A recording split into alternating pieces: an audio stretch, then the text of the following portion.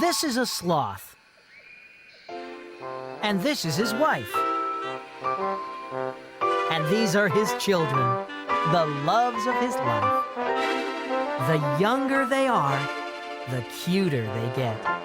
And here is Win-Stanley, the smallest one yet.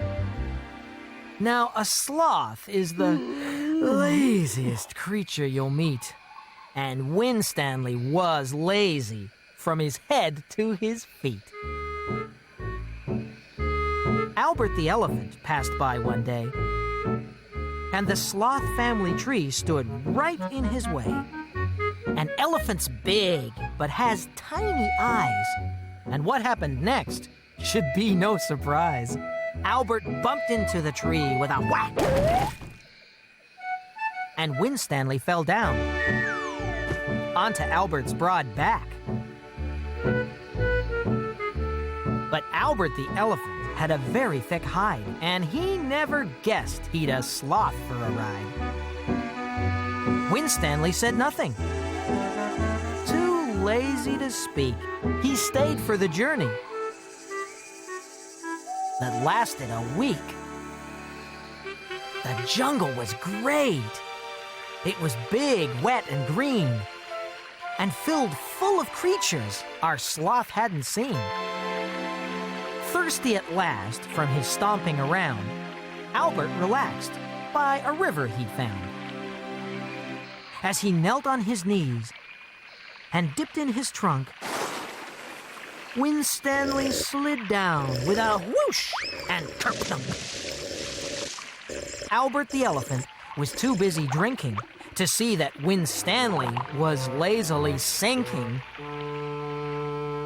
Back on the tree, his mom looked around. She looked at the branch. She looked at the ground. She counted her children hung under the tree and said, "Now that's funny. I thought we had 3.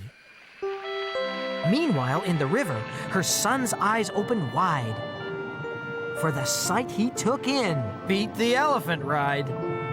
Win-Stanley was sinking past bright-colored fish, the type you would never see served on a dish.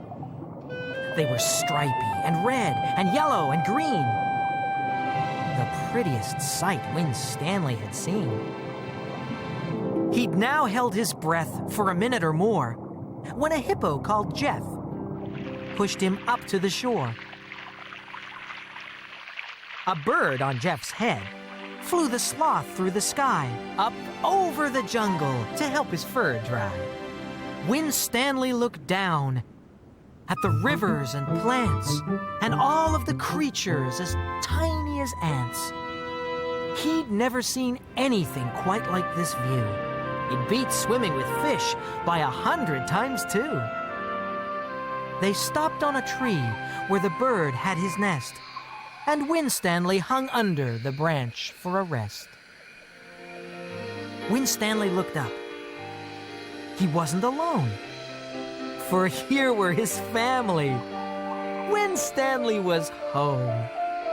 He'd had an adventure that couldn't compare.